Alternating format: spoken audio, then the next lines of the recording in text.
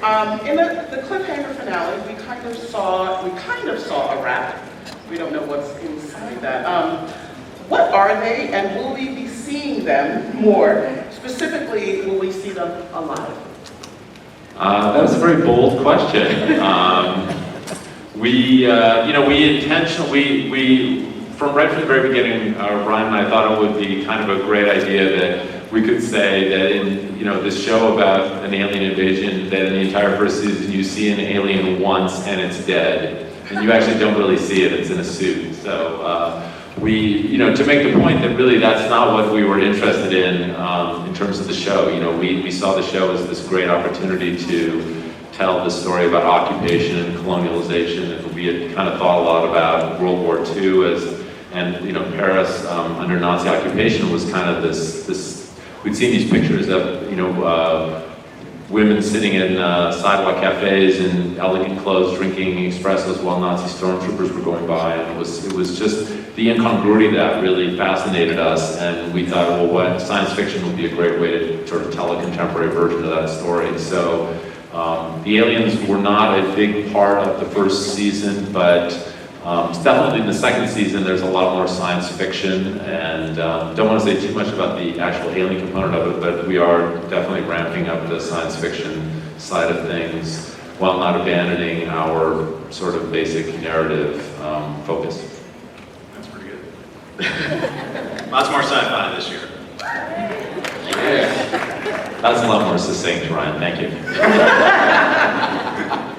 We also saw in the last scene that Big Brother, or Big Rat, who knows, they were monitoring and watching the Bowman home. Have they been watching all along, or are they just specifically watching specific people, i.e. the Bowmans? Yeah, I think all good questions and answers to come on that. But we were really thematically interested in exploring the idea of the surveillance state, and as the occupation kind of grows and gets its hooks in deeper, you're going to see a greater level of oppression, more darkness, more dystopia within the colony. And part of that is the Orwellian surveillance state and living under paranoia that they could be watching. They might be watching you right now, but you don't ever really know. And we were really interested in seeing the effect of that world on our characters.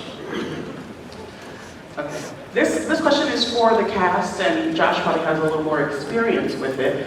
I know that Carlton is infamous for keeping the plot a mystery and having shocking twists and turns. Does he give you advance warning of what's to come for your characters? No. He tells you lies. Yeah? He says he's going to tell you something, and then he doesn't tell you shit. But no, I love this kind of storytelling.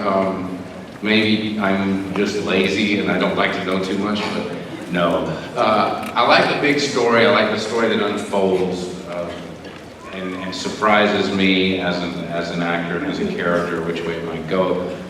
And that is just the style in which Carlton likes to tell stories, and Ryan as well, I see is another good liar. I learned from the best. But it's fantastic.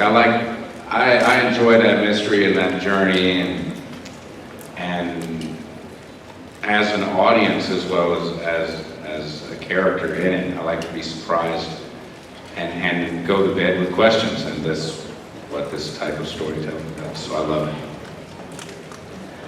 So, Sarah. Yes.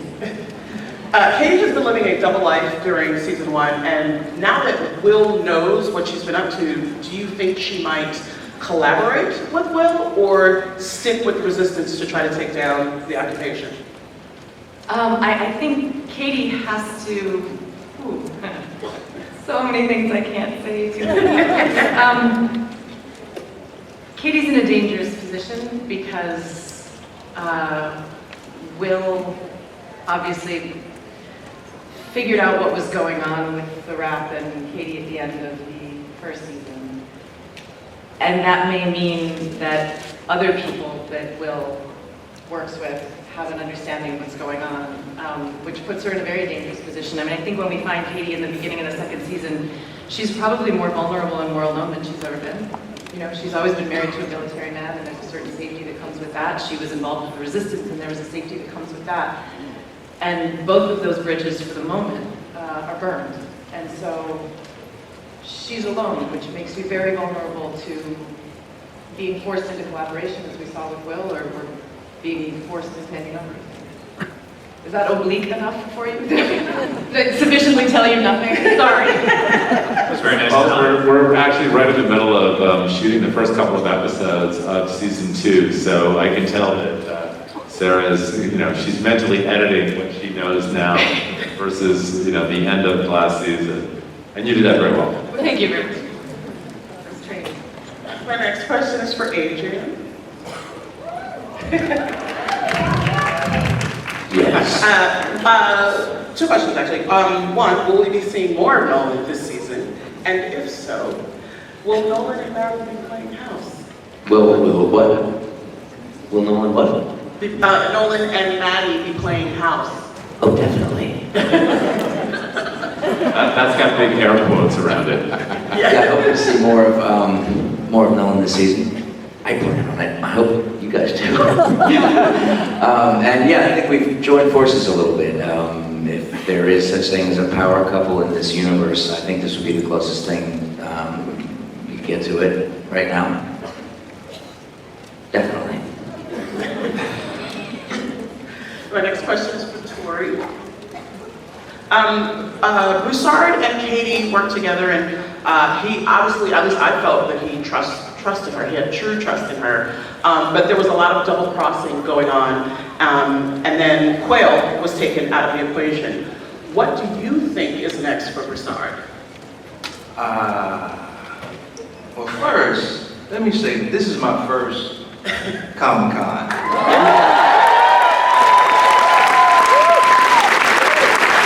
And this is some fun shit.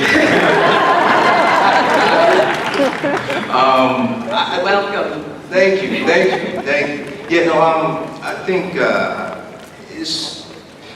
it's interesting because, Broussard is a serviceman who came back home, and I think he had his ideas of what life was going to be like.